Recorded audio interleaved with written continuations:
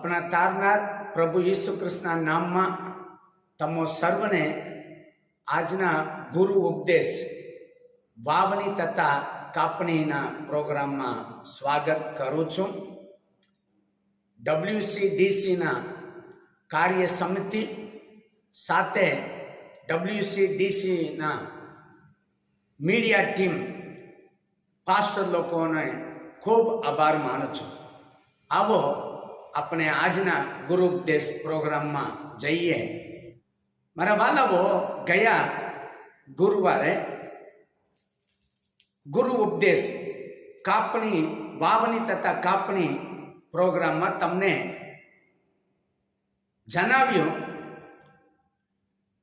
દશાંશ દાન એટલે શું. દશાંશ દાન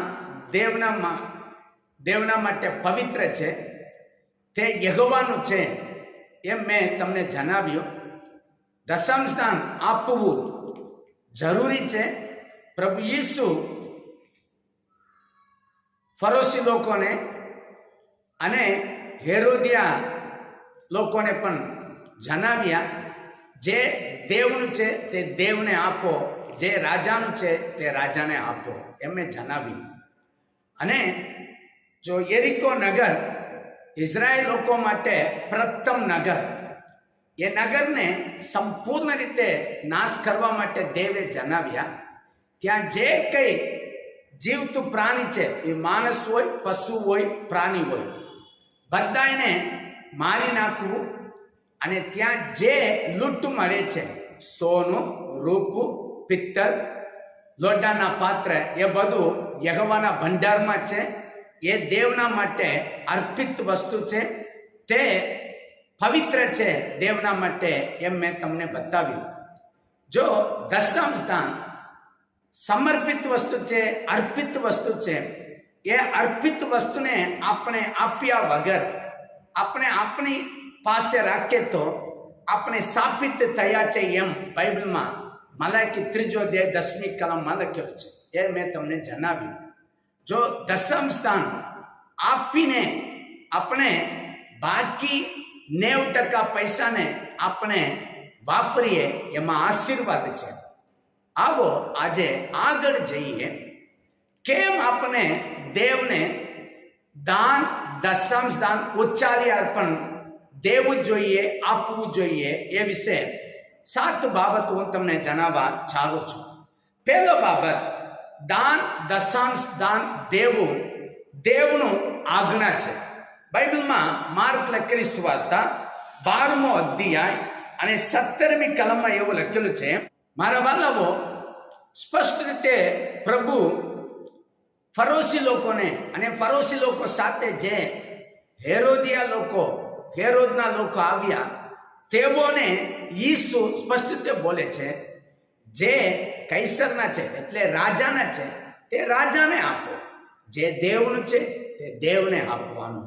એ દેવના આજ્ઞા છે. મારા વાલાઓ, દશાંશ દાન યહોવાનું છે. દશાંશ દાન યહોવાને માટે પવિત્ર છે. એ પરમેશ્વરનો ભાગ છે. એ પરમેશ્વરને આપણે આપવું જોઈએ. બીજો બાબત, જો દશાંશ દાન, ઉચ્ચારી અર્પણ આપવો એ દેવનો ન્યાયપણું છે. વાંચીએ માથી 23મો અધ્યાય 23મી કલમ આપણે એ લખેલું છે. મારા વાલાઓ, દેવનો ન્યાયપણું છે દશાંશ દાન દેવું. મારા વાલાઓ, દાન પણ દેવું જોઈએ, સાથે ખ્રિસ્તી જીવનમાં ન્યાયપણું તથા દયા તથા વિશ્વાસ એ પણ આપણે કરવું જોઈએ. ઘણા ખ્રિસ્તી લોકો જો ચર્ચમાં આવીને દશાંશ દાન આપીને બીજું કઈ કાર્ય કરતા નથી, એ ખોટું છે. આ દેવનું ન્યાયપણું છે. દાન દેવું દેવનું ન્યાયપણું. એ ન્યાયપણું આપણે પૂરા કરવું જોઈએ. ત્રીજો બાબત, જો દશાંશ દાન, ઉચ્ચારી અર્પણ આપવાથી તમારા વાસ્તે દેવનો ઈરાદાને તમે પૂરા કરો છો. ફરીથી બોલો, જ્યારે તમે તમારા દેવને દાન, દશાંશ દાન, ઉચ્ચારી અર્પણ આપો છો, ત્યારે તમારે વાસ્તે દેવનો ઈરાદાને તમે પૂર્ણ કરો છો. વચનમાં વાંચીએ બીજો કરતી 9મો અધ્યાય 8મી કલમથી 10મી કલમ સુધી. 9મો અધ્યાય 8મી કલમમાં એવું લખેલું છે, તમારા પર સર્વ પ્રકારની પુષ્કળ કૃપા કરવાને દેવ સમર્થ છે. મારા વાલવો, બીજો એક બાબત લખેલું છે, જેથી હંમેશા તમારી પાસે સર્વ વાતે પુષ્કળ સમૃદ્ધિ હોવાને લીધે તમે સર્વ સારા કામોની વૃદ્ધિ કરતા રહો. પ્રભુની ઈરાદા છે આપણા જીવનમાં દેવની કૃપા પુષ્કળ રહે.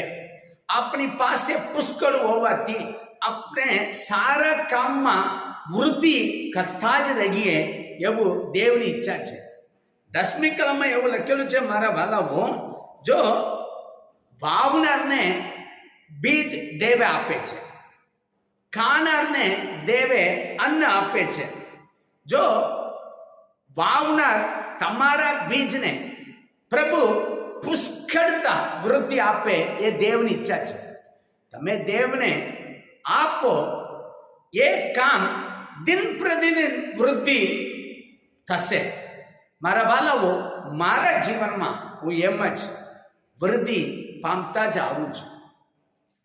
પ્રભુને આભાર માનું છું. મારા બાળકો, તમે દેવને દાન આપવાથી તમે કદી સમય દરિદ્ર અવસ્થામાં આવશો નહીં.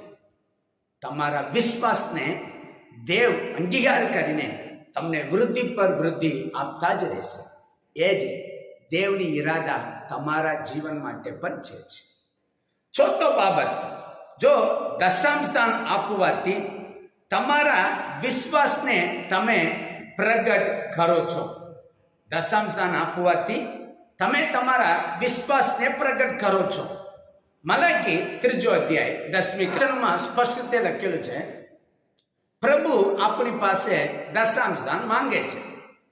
તે દશાંશ દાન બરિયાપુરા મારા મંદિરમાં લાવો, મારા ઘરમાં અન્નની છત રહે. નીચે લખેલું છે, તમે દાન આપીને મને પરીક્ષા કરીને જુઓ કે તમને હું આશીર્વાદ આપું કે નહીં. મારા બાળકો, આપણે દાન આપીએ છીએ, આપણી પાસે કંઈક ઈરાદા તો છે જ, પ્રભુ મને આશીર્વાદ આપશે. એ આપણો વિશ્વાસ. આપણા વિશ્વાસને દેવની આગળ આપણે પ્રગટ કરીએ છીએ. દાન આપતા સમય આપણે શું વિચારતા હોય, શું પ્રાર્થના કરતા હોય, પ્રભુ આ દાન તમારી કૃપાથી આપું છું, આ દાનને તમે સ્વીકારો, મને પણ આશીર્વાદ આપો, એમ આપણે પ્રાર્થના કરતા હોય. જ્યારે તમે દશાંશ દાન, ઉચ્ચારી અર્પણ દાન આપો છો, ત્યારે તમારા હૃદયમાં તમે જે વિશ્વાસ કરો છો, દેવ હજી આશીર્વાદ આપશે, એ વિશ્વાસને તમે પ્રગટ કરો છો. બાઇબલમાં હન્ના વિશે લખેલું છે. હન્ના દેવની સન્મુખમાં જઈને પ્રાર્થના કરી, તમે એક નર બાળક આપે તો જિંદગી પૂરા તમારી સેવા કરે, હું તમને સોંપું. તેમના માતા પર અસ્ત્ર ફરશે નહીં, એમ બોલ્યું. મારા વાલાઓ, સમુએલ મોટા થયા, એને દેવની સન્મુખમાં લાવીને મૂકી દીધા એલી આગળ. એલી શું બોલ્યા? જે છોકરાને તું દેવ માટે આપે છે, એનો બદલો પ્રભુ તને આપે. બાઇબલમાં લખેલું છે. મારા બાળકો, હન્નાને 3 છોકરીઓ અને 2 છોકરા જન્મ થયા છે. મારા બાળકો, તમે દેવની પાસેથી લઈને દેવને પાછા આપો છો વિશ્વાસથી, પ્રભુ મને આપશે. જો પહેલો સમય 2જો અધ્યાય 21મી કલમમાં લખેલું છે, ત્યાં એવું લખેલું છે, 20મી કલમથી હું વાંચું. એલીએ એલ્કાનાને તથા તેની સ્ત્રીને આશીર્વાદ દઈને કહ્યું કે યહોવાને જે તીરવામાં આવ્યું છે, તેને બદલે યહોવા આ બાઈને પેટે તને બીજા સંતાન આપો. પછી તેઓ ઘેર ગયા. ત્યાર પછી યહોવાએ અન્ના પર એવી કૃપા કરી કે તેને ગર્ભ રહ્યો અને તેને પેટે 3 દીકરા ને 2 દીકરાઓ થયા. હાલેલુયા. એ જ આપણો વિશ્વાસને આપણે પ્રગટ કરીએ છીએ. તમે દેવને આપે તો દેવ એને બદલે 100 ગણા તમને વધારે આશીર્વાદ દેનાર છે. પાંચમો બાબત, દેવનો ડર રાખતા શીખો.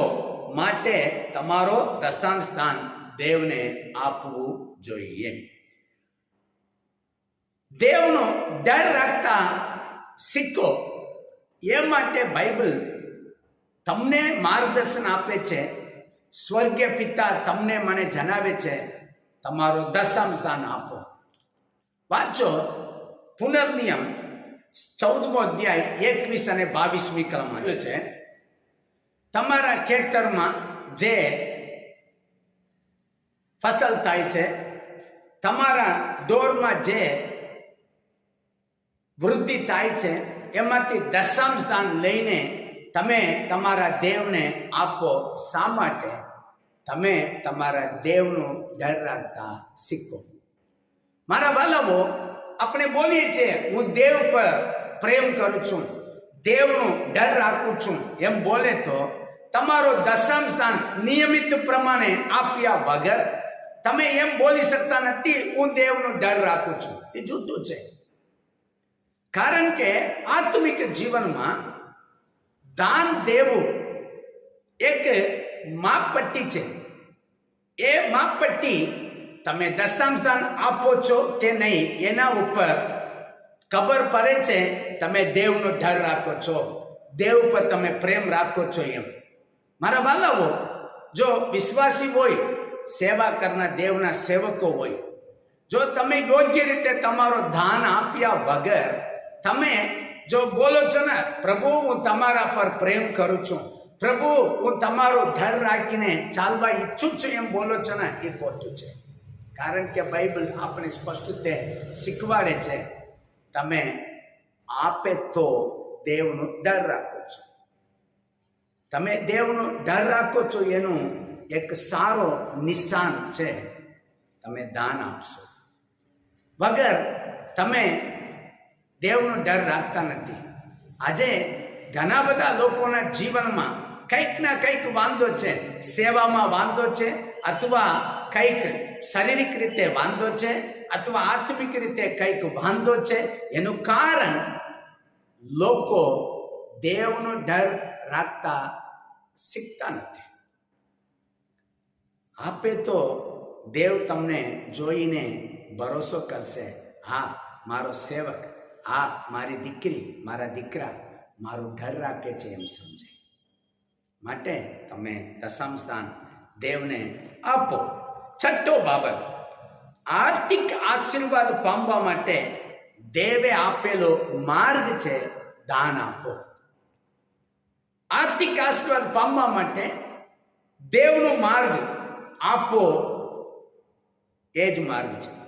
વાંચો લુક લખેલી સ્વાર્તા 6ઠો અધ્યાય 38મી કલમ વાંચો. એમાં લખેલું છે, આપો તમને અપાશે, અને જે માપથી તમે આપો છો એ માપથી જ પાછા તમને આપવામાં આવશે. મારા બાળકો, ઇબ્રાહિમના ઘરે 3 દેવદૂતો આવ્યા. તે દોડીને 3 માપ લોટ લઈને મસળીને રોટલી બનાવીને આપ્યા, અને એક ગોદા કાપીને ખવડાવ્યા. ઇબ્રાહિમ જે માપથી આપ્યા તે માપ પ્રમાણે દેવ ઇઝરાયેલ લોકોને બોલ્યા, એક વ્યક્તિ માટે 1 ઓમર મન્ના ભેગું કરવું. ત્યાં 1 માપના લોટ, અહીંયા 1 માપના ઓમર, 1 ઓમર જ લેવાનું. જે તમે આપશો તે પ્રમાણે જ તમને આપવામાં આવશે. મારા વાલાઓ, દશાંશ દાનમાં તમે ભૂલ કરોમાં ભૂલ કરવાથી તમારા જીવનમાં તકલીફ પડે. જો હું પોરબંદર એક નાનું સિટી છે, આ મોટો સિટી નથી. અહીં આવનાર લોકો મોટા ધનવાન લોકો કોઈ નથી, પણ પ્રભુની કૃપાથી અહીં સેવા કરવા માટે આપણા WCDCમાં સારો દાન દેવા માટે અને બીજા સેવાને નિભાવવા માટે પ્રભુ મને પુષ્કળ કૃપા આપે છે. આ પોરબંદર ચર્ચ વિદેશમાંથી આવેલા દાનથી બાંધેલું મંદિર નથી, પૂરા ભારત દેશનો પૈસા છે. એક પૈસા પણ વિદેશનું પૈસા નથી. મારા વાલાઓ, અમે પ્રાર્થના સહિત દરેક ચર્ચમાં અમે ગયા, જ્યાં જ્યાં અમે ગયા ત્યાં અમને સ્વીકારીને લોકો, દેવના પાસ્ટર લોકો સારું દાન આપ્યા. કેમ બોલું છું? દેવના કાર્યમાં જ્યારે હું તારણ પામ્યો તે દિવસથી આજ સુધી હું છાતી મારીને બોલી શકું. પ્રભુ મને એવી કૃપા આપી, દશાંશ દાનમાં, ઉચ્ચારી અર્પણમાં આજ સુધી ભૂલ કરવા દીધા નથી. મારી પાસે ડાયરી લખવાનો સ્વભાવ છે, એક આદત છે. કોઈ 100 રૂપિયા આપે તો પણ મારા ડાયરીમાં લખું. મહિનાની છેલ્લે ગણતરી કરીને સંપૂર્ણ રીતે હું દશાંશ દાન આપું છું. એના લીધે આર્થિક રીતે આજે મને કઈ તકલીફ નથી. તમે પણ દેવની આગળ એક નિર્ણય લ્યો, આપીશ, સારા માપથી આપીશ. પ્રભુ તમને આશીર્વાદ આપે. 7મો બાબત, દેવ આપને આશીર્વાદ આપે છે માટે દેવને દાન, દશાંશ દાન, ઉચ્ચારી અર્પણ આપવું જોઈએ. દેવની પાસેથી આપણે આશીર્વાદ મળે છે તો આપણે દેવને દાન દેવું જોઈએ. વાંચીએ પહેલો કાલવર્તાન પુસ્તક 29મો અધ્યાય 3જી કલમ. દાઉદ બોલે છે, મારા દેવ પર મારો પ્રેમ હોવાથી મારા પોતાના ભંડારમાંથી હું દેવને દાન આપું. સોનું, રૂપું, લોઢાણ, પિત્તળ એ બધું પોતાના ભંડારમાંથી આપે છે. 14મી કલમમાં છો દાઉદ બોલે છે, હું અને મારા લોકો કોણ છે, અમે રાજી ખુશીથી આટલું દાન આપી શક્યા. જે તમે અમને આપ્યું તેમાંથી જ તમને આપીએ છીએ. જે કંઈ અમારી પાસે છે તે તમારી પાસેથી જ અમને મળ્યું છે એમ બોલે છે. મારા વાલાઓ, દાઉદે દેવની આગળ સ્પષ્ટ રીતે બોલે છે, તમે અમને આપ્યા, અમે તમને આપીએ છીએ. તો દેવ આપણે આશીર્વાદ આપે છે, એમાંથી દેવને આપણે દાન, દશાંશ દાન, ઉચ્ચારી અર્પણ આપવું જોઈએ. પ્રાર્થના કરીએ. સ્વર્ગીય પિતા, તમારી પાસે આવીએ છીએ. જે લોકો આ વાવણી તથા કાપણી ગુરુ ઉપદેશ સાંભળે છે, તેઓના જીવનમાં તમે યોગ્ય નિર્ણય લઈને આગળ વૃદ્ધિ પામવા દો. તેઓને આશીર્વાદ આપો. તમને યોગ્ય દાન આપીને તમને સંતોષ પમાડે. યેસુના નામમાં માંગુ છું પિતાજી, આમેન. તમે સર્વને જય પ્રભુ બોલો છો. પ્રભુ તમને આશીર્વાદ આપે.